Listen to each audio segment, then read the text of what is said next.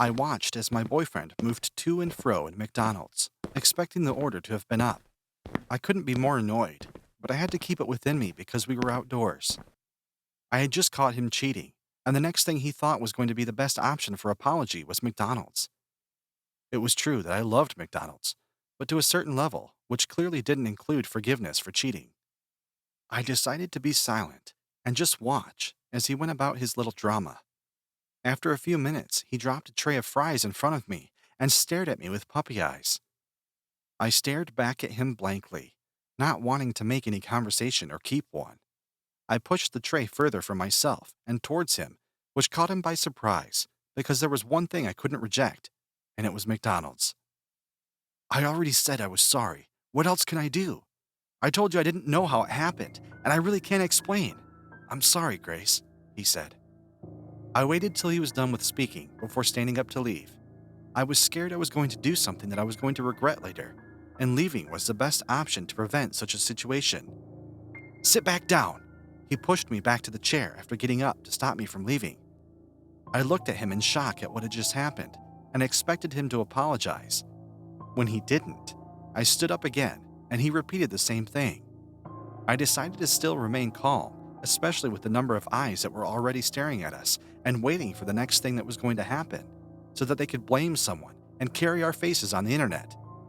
My boyfriend sat back down opposite me and continued to stare at me so much that it felt like he was boring holes into my skin. I ignored him and picked up my fries eventually. I knew we couldn't stay in McDonald's forever, and I was patient until then, hoping to get away from him forever. He was still talking about things I wasn't paying attention to when a loud noise was heard outside. A woman was yelling and cursing all at the same time, while the security guard was preventing her from entering the restaurant. To hell with all of you, she screamed loud enough for everyone to hear her. I looked at my boyfriend and some other people who looked as shocked as I was and were ready to go out to check out what was happening. Some were even up already. Some of the workers had stepped out to listen to what she had to say, and while she only kept shouting, not comprehensible and struggling to enter, many people that had gone out to try and defend her came back in to pick up their things and leave. I was expecting my boyfriend to do the same, but I was shocked at how much attention he gave to the woman, and the way he looked showed that he was not ready to remove his eyes or leave this place. I tapped him, and he only ignored me and picked his phone up to record. It was at that moment that I knew he was someone I didn't know anymore, and no matter what I tried, nothing was going to change, and walking out was the best option for us. Or at least it was the best option for me. The woman eventually found her way in, and with the way she acted, I knew that all she did outside was just the tip of the iceberg of what she initially planned. She threw away anything that was in her way and anyone that tried to stop her. Surprisingly, she was stronger than most of the men in the restaurant, and for a while, it motivated me about working out and gaining enough strength to beat up anyone that tried to stop me for any reason whatsoever, like what my boyfriend did earlier. How dare you? The woman yelled in my face. I looked around to be sure she was talking to me, and it was not someone close to me or behind me. When I realized that there was no one around me that she could have been talking to, I took a few seconds to stare at her very well to be sure I knew her, and I was not going crazy like she was. I tried to ask her for her name or something I could remember her by, and she slapped me as soon as I opened my mouth. I was in shock and actually expecting my boyfriend to somehow fight for me, but he stood where he was, recording what was happening between the woman and I. What she did was not as painful as much as the humiliation. I ignored everything and eventually tried to walk out, but the woman pulled me by the hair and pushed me to the ground. I immediately tried to regain composure, but not before I felt blood at the back of my head. I'm sorry, but can you just tell me what I did? I said weakly. I was expecting anybody at all to try and help me, but everyone just stared. The least I could wish for was that somebody had called 911, and if not, I was probably going to be left in my own pool of blood, maybe to die. I looked at my boyfriend one more time, and for a second, I could tell that I saw a smirk on his face that said he was happy about what was going on. I stretched my hands to him to help, for which he ignored. The woman kept pulling my hair and hitting me on various parts of my body. I couldn't fight to free myself from her because I was already weak from the first fall. I tried to apologize to her again, but it was almost of no use because she hit my mouth immediately after I opened it. I couldn't be grateful when I felt her lifting me up from the ground.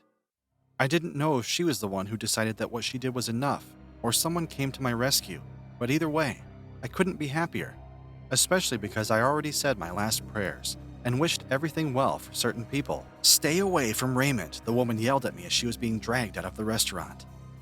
I knew at that time that it couldn't have been anyone other than my boyfriend that caused all that had just happened.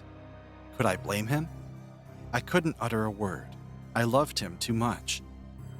I felt bandages around my head and knew that someone had called 911. I said a little prayer for them as I was carried out of the restaurant. I didn't bother looking at my boyfriend again, and I decided that it was going to end there. I was not a dog to be used by him, and I for sure was not going to lose myself or parts of my body for him.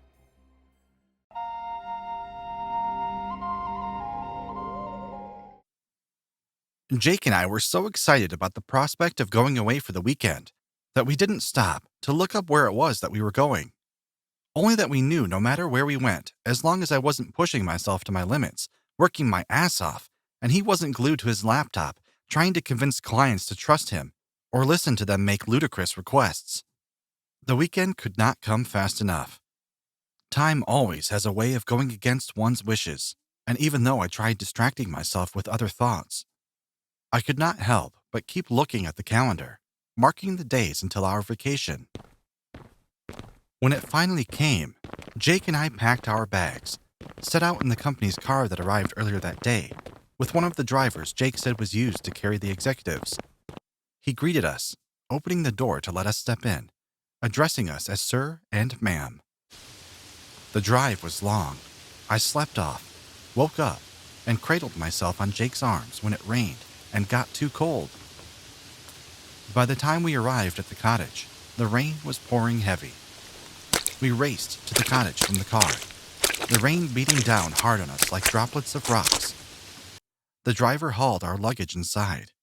I offered for him to wait until the rain lowered a bit before going back outside, but he declined. He stepped out of the house before I could insist, vanishing under the sound of the heavy rain. I was shivering. Jake offered to get me out of my wet clothes into something warm, and by warm, he meant his arms. I was more than eager to do both. Our sex life hadn't really been great, not since the pursuit of money took over our lives. My stomach gave protesting grumble. "We should order some McDonald's," I said as I wrapped my hand around Jake.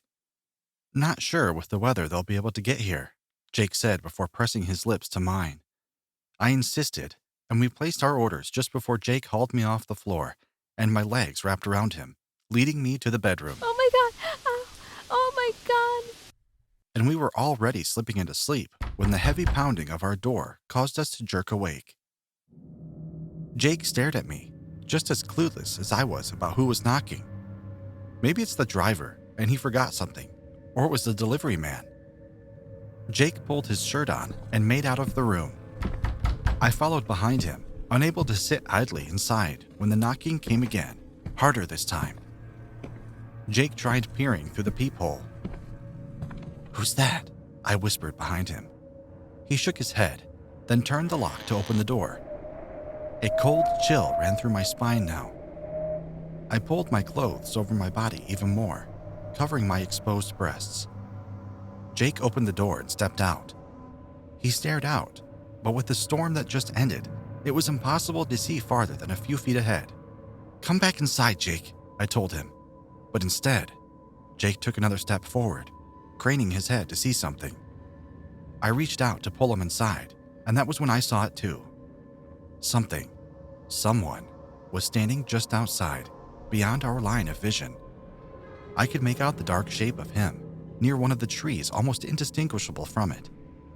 I froze, my throat going dry almost instantly.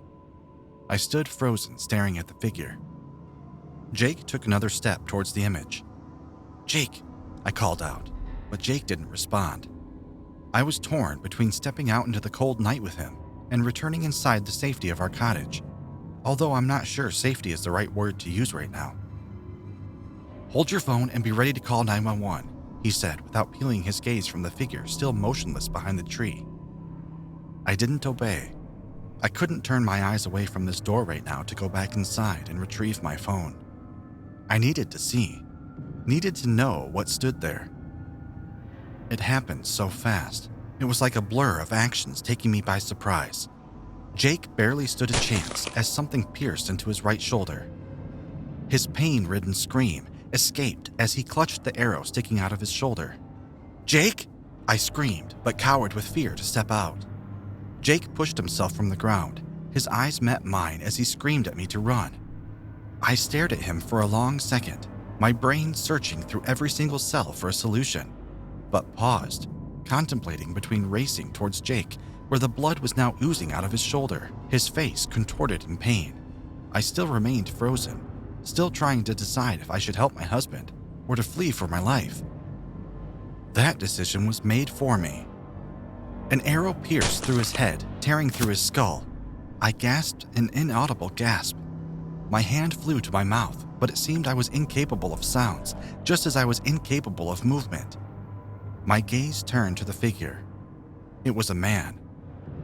The man stepped out of the light now, pulling his arrow at me. He released, and I ducked. I slammed the door close and raced for my phone upstairs. I heard the steps racing towards the door. The heavy bang on the door told me he was trying to get in. I reached the bedroom, snatched my phone from the table, and dialed 911. My hands were trembling. Fear had taken a grip of me. When the operator picked up, I explained in shaky voice that there was a man out here to kill me. The cottage was a VIP cottage. The local police were contacted instantly. They would be here soon, 5 minutes tops. I just had to survive till then. I rushed to the room door, turned the lock. I searched everywhere for something to shield me inside. Then I was double-guessing myself again. What if he came from another direction and I had to run? A heavy thud escaped from the living room. He was inside. I could hear boot sounds in the howling night. The wind was screaming behind me. Everything seemed to be watching with bated breath. My options had been limited to two. Stay here and see who gets in first. The police or him. I reminded myself that the police were 5 minutes away and could not get here on time. His boots were closer now. If he was inside, then maybe I could escape. I reached for the window. Trying my best to be quiet, I climbed off it. The fall to the ground was far. I wouldn't do it on a normal day, but this was not a normal day. My life was on the line. I heard the handle of the door turn, followed by a push. The door didn't budge. I let myself loose and collapsed to the ground with a thud. Picking up again, I darted into the woods, sticking close to the road. I raced as fast as my legs could carry me, running by the edge of the road, my heart almost out of my throat, pumping hard. I heard a car. I raced out onto the road, raising my hands up. The car halted, and a man stepped out. "Are you okay?" he asked. I pointed to the cottage. "There's the man, Something flew past me, piercing the man straight in the face. He fell to the ground without a sound. I jerked to the ground behind the car. Bullets flew in all directions. Another arrow whizzed its way into the car, piercing through the glass. Everything stopped. Cautiously, I stood up. The police were standing over the man's body, his McDonald's uniform still on. I pressed my hand against my mouth, feeling the nausea rushing towards me with a stinging wave. Minutes passed. Walkie-talkies were used to communicate. In a few more minutes, an ambulance arrived. Jake's body was hauled into the same ambulance with the man, while I sat at the back of the cop car, following to the hospital.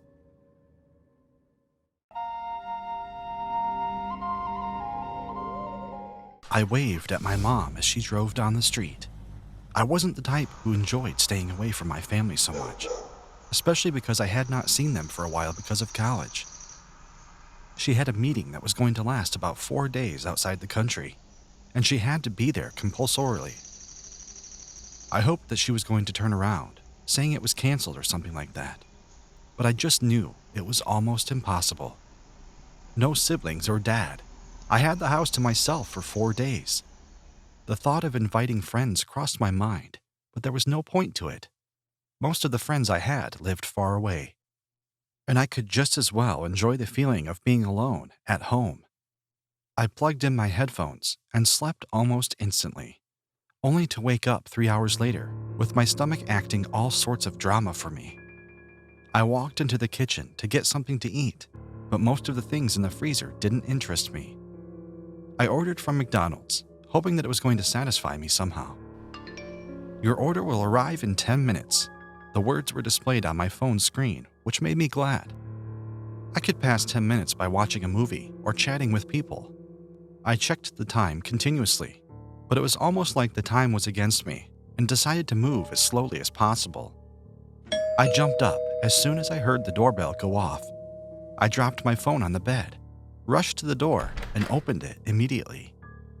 Another guy who looked about my age stood with a small smile on his face and a packed nylon from McDonald's in his right hand. He pointed the nylon at me politely. "Here's your order," he said. "Thank you." I collected it from him and tipped him. I closed the door as he turned around to leave, but only to be stopped by a foot between the door and the wall. "What?" I opened the door wide to be sure I wasn't imagining things. The delivery guy stood with a wider smile on his face, the kind that was creepy and cute at the same time. "Can I help you?" I asked. "Is there something you need?" He continued staring without saying a word, the smile still on his face. He pushed the door wide, forcing me to the other side, and walked in like he owned the place. He walked around for a while before eventually turning around to face me. The only thing that bothered me so much at that point was how he was able to maintain the smile all the way. I waited patiently for his next action before deciding on what to do. I probably didn't have to stress so much. He had a smaller stature than I did, and with the number of times I showed up at the gym, I was convinced that I could easily take him down. I asked him over and over again for what he needed, but he kept smiling and walking around, running his fingers over different things in the room before coming to a halt in front of my mom's picture. I could have sworn that I saw a flash of something he was trying so hard to hide deep inside of him. But the question was it the reaction to my mom's picture? He suddenly brought out a gun from nowhere and pointed it at me with a blank face. I couldn't tell what he was thinking anymore, and I could not predict his next move. I raised my hands in surrender, the nylon in my hand flying to another corner of the room. "Where's my mom?" he yelled at my face with so much anger. It was probably the most angry I had seen someone before. I was still thinking of the right words to say when I heard the horn of my mom's car just outside the house. We stared at each other for a while before he hid the gun behind him again. How was it even possible that this person walked around with a gun casually? I sat down quietly with the guy opposite me when my mom walked in, looking frustrated and annoyed.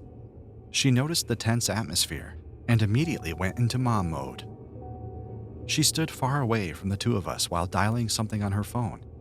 I low-key prayed it was 911. There was clearly a criminal on the loose. "Jabez?" She stared at the guy and waited for him to respond. Jabez stared at her in shock, balancing the look on my mom's face. I tried to understand whatever was going on between the two of them without asking any questions, hoping to catch some answers on my own. My mom rushed to him and hugged him in tears, shouting words of hallelujah and some other things I couldn't understand. The one thing that stood out in the midst of everything was the fact that Jabez was probably my brother, and he almost killed me. I walked away, leaving the two of them to their reunion, with so many thoughts in my mind. I picked up the McDonald's nylon that fell earlier and walked to my room, closing the door after me. My mom rushed to the door, knocking continuously for me to come out. I ignored her and plugged my headphones back in. I wasn't ready to have that conversation with her. I didn't know if it was me or my ears playing tricks on me, but I heard a loud noise, louder than the music I was playing, and it resonated throughout the house. I heard my mom crying so loud that I had no choice but to rush out. "Left me alone for 20 years, and you think forgiveness is so easy for such? Think again," Jabez said, and walked out of the house. I ran after him, hoping to catch him somehow, but he was faster than me. I managed to get a picture of the plate number. I wasn't even sure if he was really a delivery guy for McDonald's or if he only used the opportunity to get to my mom. Luckily, he only shot her in the leg, and I dialed 911. I explained everything, and in a few minutes, they were in the house, assuring us and taking my mom straight to the hospital. I told the officers everything I knew and the picture I took earlier with the description of Jabez. They jotted everything down and assured us that everything was going to be fine, which I believed as long as Jabez was caught. 2 days later. "Hello," the voice said on the other side of the line as soon as I picked up the call. "Good afternoon, officer," I replied, my other hand rubbing my mom's palm gently on the hospital bed. "Jabez has been arrested," the officer said. I sighed in relief and thanked the officer before hanging up the call. I turned to my mom, but she was still sleeping. Well, 3 is truly a crowd, even in families, I told myself before adjusting myself into the sleeping position as well.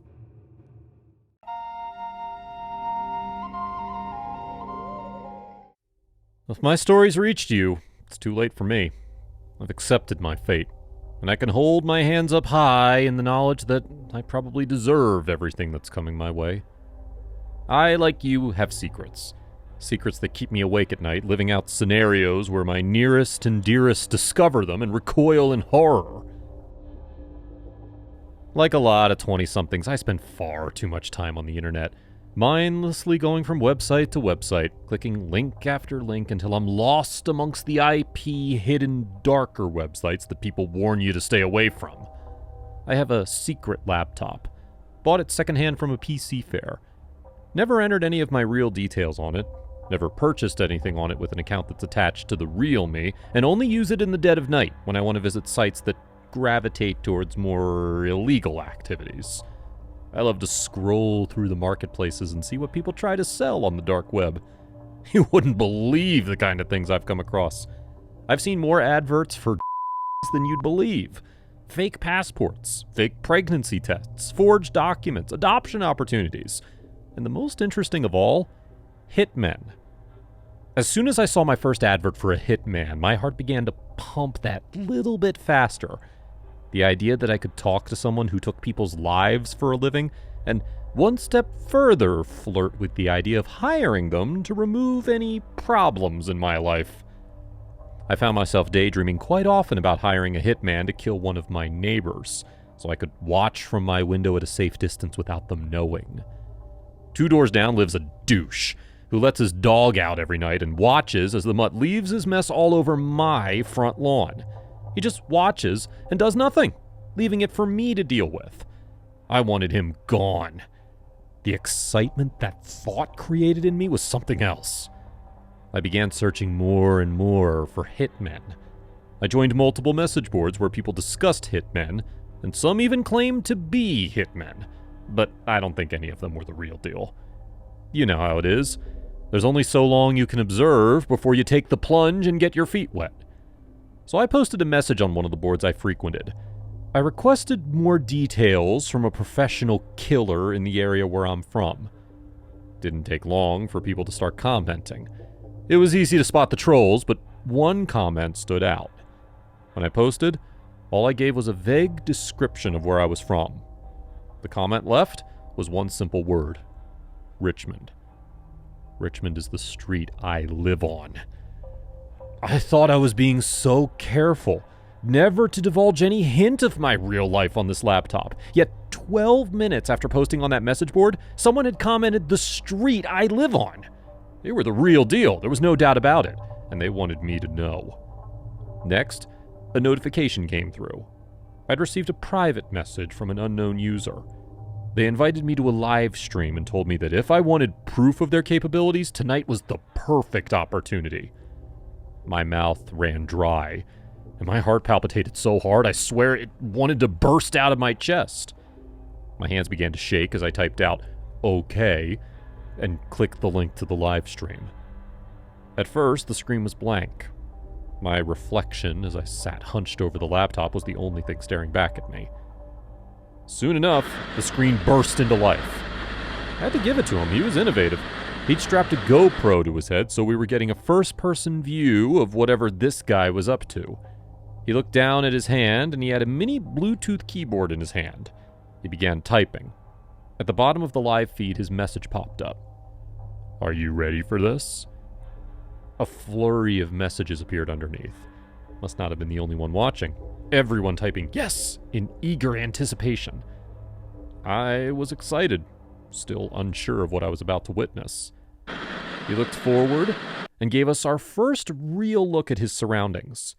He was in a motel hallway. Multiple room doors on either side of the corridor gave his location away. He began walking forward, each step almost silent. He walked with absolute purpose, focused. It wasn't long until he reached the room he was looking for. Taking a small silver pick out of his pocket, he made light work of breaking into the room undetected. We all watched silently as he crept around the unlit room, making his way to the bedroom where we could hear snoring coming from. As he entered the bedroom, I could make out the silhouettes of 2 adults asleep in the bed. He made his way round to the far side of the bed where a man was sleeping. He glanced at the person next to him. A woman with long blonde hair lay on her side, with her back facing the man. She too was in a deep sleep. I watched with mixed horror and excitement as the killer covered the man's mouth with one hand, causing the man to open his eyes wide in alarm. Before he could even utter a single sound, the killer with his other hand slid a blade up through the man's chin, burying it deep into his skull. Blood began to trickle down the knife handle and over the killer's hand as the man began to lightly spasm and go rigid. The chat at the bottom of the screen began to go wild with messages of all caps letters responding of encouragement, followed by more messages urging the man to kill the woman too. It's been days. I can still see the look on her face as she casually rolled over and hazily opened her eyes and witnessed who I assume was her husband laying there slaughtered. Before she had fully comprehended the situation, she had found herself in the killer's grip. The man slashed the woman's throat, sending an arc of sprayed blood across the bedroom wall and bed sheets. He left the same way he came, silently and without trace. Once he made his way outside and back to his vehicle, a message popped up on screen. "Choose our next victim. Direct payment for a specific target, or we spin the wheel for someone in chat. If you were active during tonight's event, your name has been added to the draw, regardless of whether you leave now or not." The chat once again exploded with comments, this time everyone chanting, "Spin that wheel!" like some dark, macabre game show. An animation of a spinning wheel appeared on screen, divided up into sections like a pie, each piece a different color and a username. Mine was highlighted for easy tracking from my computer. I watched with held breath as the wheel spun for what felt like hours. Ever so slowly, the spinning motion began to decrease, coming to a stop. I sat there in numbed silence as my name, circled on the screen, slowly came to a stop under the spin wheel pointer. Users in the chat began to chant my username. Another message appeared on the screen. "You have been selected to take part in the next event. You have 7 days to get your affairs in order. Do not attempt to flee, notify the police, or involve loved ones. Fleeing, I will find you. The police cannot protect you. I will kill everyone you try to get involved. Thank you for watching." The next few days, I walked around in a daze. When people spoke to me, it was as if I was trying to listen to them from the bottom of a swimming pool. My head and chest equally felt like they were about to explode and implode at the same time. Every waking moment, I wasn't a walking zombie. I was refreshing the link to see if the killer was going live. I figured I could watch him, and then at least be prepared for his arrival. 2 days ago, I received a notification with an attachment. It was a video from the killer. It was a video of me, sleeping at my computer desk, in the clothes I was still wearing. He'd already been in my house. Not only that, but it had been within hours of me watching that video. He sent several videos. I guess they were to remind me of the rules. One video showed me on my mobile. I was speaking to a friend who had called me, asking about something I wasn't even paying attention to. Another was of my parents asleep in their beds, and the third was of my little sister asleep in her bed. I may be a monster myself, but I couldn't risk any harm to my family. I had to accept my fate. This brings me to earlier today. Less than 2 hours before this recording, the live stream started. It showed the killer preparing his tools, the weapons he was planning on bringing with him. I watched it with an eerie calm. I watched as he entered his vehicle and ended the live stream, saying he was on his way. I was still watching there when the live stream sprang back into life. I watched as he walked slowly up my porch and tried the door handle. I watched as he entered my house without issue and made his way silently up my stairs. I watched as he entered my room and crept up on the figure in my chair, back to the door, the live stream on screen. I watched as he sank the blade through the top of the skull of my neighbor. I had asked him to come around and watch a video I'd found. He was reluctant at first, but I begged him less than half an hour ago while the live stream was down. I watched as the killer stood there in silence, not quite sure what was going on or who this person was. I crept up behind the killer, my sister's school tie pulled tight between my hands. I swiftly pulled the tie over his head and across his throat, cutting off the circulation. He tried to resist, but with me being overweight, he couldn't counter the surprise attack. My weight has very little advantage, but when choking someone out and forcing my whole weight on top of them, for them to push back against, I certainly had the upper hand. Chat went mental at first, a mixed response of anger, as their form of entertainment no longer was alive, and excitement due to what they had just witnessed. Another message popped up on screen as I was disposing of the body. You think he was the only one we had? Accept your fate. They're coming. So, this is why I'm leaving this message. I have a bag packed, and I plan on seeing a few sights before I meet my end. As I said at the beginning of this, I've accepted my fate, but it doesn't mean I'm going to make it easy for them.